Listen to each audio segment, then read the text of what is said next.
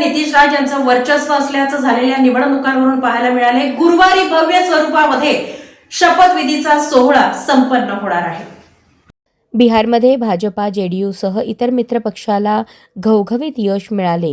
यामध्ये भाजप स्थानिक सर्वाधिक मोठा पक्ष ठरला, तरीही बिहारच्या मुख्यमंत्रीपदाची माळ नितीश कुमार यांच्या गळ्यात पडणार आहे। उद्या गुरुवारी एनडीए विधिमंडळ पक्षाची बैठक होणार असून यामध्ये नितीश कुमार यांचे पक्षनेतेपदी एकमताने निवड केली जाणार आहे। त्यानंतर ते राजभवनात जाऊन राज्यपालांकडे सरकार स्थापनेसंदर्भात पत्र सादर करणार आहेत।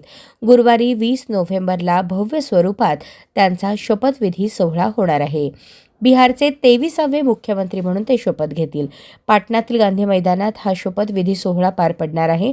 या सोहळ्याला पंतप्रधान नरेंद्र मोदी, भाजपातील राज्याचे मुख्यमंत्री उपस्थित राहणार आहेत। सुमारे 1 लाख लोक या सोहळ्याला उपस्थित राहतील असा अंदाज वर्तवण्यात येत आहे।